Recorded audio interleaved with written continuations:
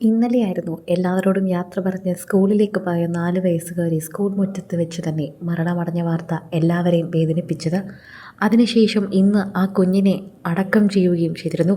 അതിനെ കാണാനായി എത്തിയ എല്ലാവരുടെയും കണ്ണു നിറയുകയായിരുന്നു. അതുവരെ ഹേസലിനെക്കുറിച്ച് അറിയാത്തവർ പോലും ശരിക്കും പറഞ്ഞാൽ വളരെയധികം സങ്കടത്തോടെയാണ് അതിനെ നോക്കിയത്. ഹേസൽ ബെന്നാണ് മരിച്ചത്. ഏക മകളാണ്.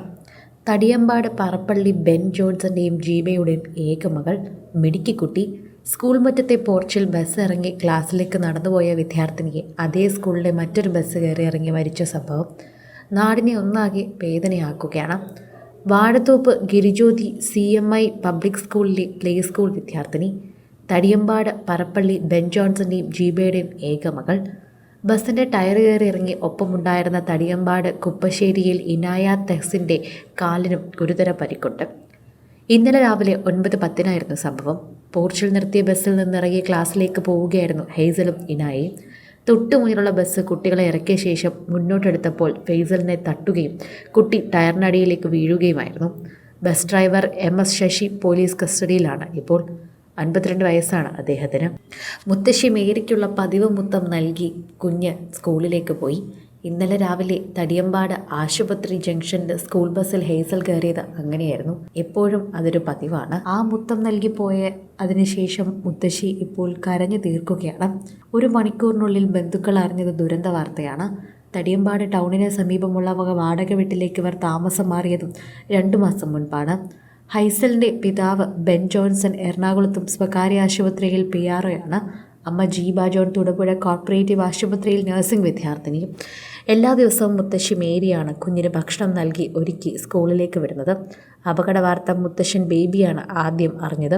ഉടൻ മെഡിക്കൽ കോളേജിൽ എത്തിയ ബേബിക്ക് കുഞ്ഞു മരിച്ച വിവരം അറിഞ്ഞതോടെ ദേഹാസ്വസ്ഥ്യം അനുഭവപ്പെട്ടു. അദ്ദേഹം അവിടെ വെച്ച് തന്നെ തലകറങ്ങി വീഴുകയായിരുന്നു. അറിഞ്ഞതോടെ ദേഹാസ്വസ്ഥ്യം അനുഭവപ്പെട്ട അദ്ദേഹത്തിനെ അപ്പോൾ തന്നെ ചികിത്സയിലാക്കി. മെഡിക്കൽ കോളേജിൽ ചികിത്സയിലായ ബേബിക്ക് അരികിലെത്തിയ മേരിയും വിവരം അറിഞ്ഞതോടെ തളർന്നു വീഴുകയായിരുന്നു.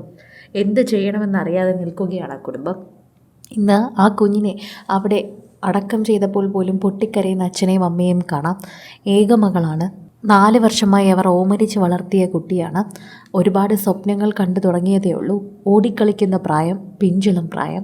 ശരിക്കും പറഞ്ഞാൽ സ്വപ്നങ്ങളൊന്നും കാണാനുള്ള പ്രായം പോലും ആയില്ല. അവിടേക്ക് എത്തുന്നതിന് മുൻപേ വിധിയുടെ വിളയാട്ടം. അതല്ലാതെ മറ്റൊന്നും ഈ വാർത്തയെക്കുറിച്ച് പ്രതികരിക്കാനില്ല. ചെറിയൊരു പിഴവ്. ശരിക്കും പറഞ്ഞാൽ കുട്ടികളുള്ള സ്ഥലത്ത് അതീവ ശ്രദ്ധയിലായിരിക്കും അവിടെയുള്ളവരെല്ലാവരും പെരുമാറുക. എവിടെയോ പറ്റിയൊരു ശ്രദ്ധക്കുറവ്, എങ്ങനെയോ പറ്റിയൊരു അപകടം. ചിലപ്പോൾ ആ കുട്ടിയുടെ ശ്രദ്ധ തന്നെയായിരിക്കും. അതിനറിയില്ലല്ലോ ഇങ്ങനെ ഒരു അപകടം അത് പതിഞ്ഞിരിക്കുന്നുവെന്ന്. കൂട്ടുകാരിയുടെ കയ്യും പിടിച്ച് സ്കൂളിലേക്ക് നടന്നു കയറി. ക്ലാസ്സിലേക്ക് പോയവളാണ് അവസാനം ഇങ്ങനെ നെഞ്ചുനീറി നിൽക്കുന്ന കുടുംബക്കാരുടെ വേദനയിൽ നിൽക്കുന്നത്. അവളെ കണ്ട് മതിവരാതെ എല്ലാവരും നിൽക്കുകയാണ്. എന്നാൽ അവളെ കണ്ട് ഒരക്ഷരം മിണ്ടാൻ സാധിക്കാതെ നിൽക്കുന്നവരും ഒരുപാട് പേരുണ്ട്. സിനിമ, ഫാഷൻ, ലൈഫ് സ്റ്റൈൽ വാർത്തകൾക്കായി മലയാളി ലൈഫ് സബ്സ്ക്രൈബ് ചെയ്യൂ. ലേറ്റസ്റ്റ് അപ്ഡേറ്റ്സിനായി ബെൽ ബട്ടണും അമർത്തുക.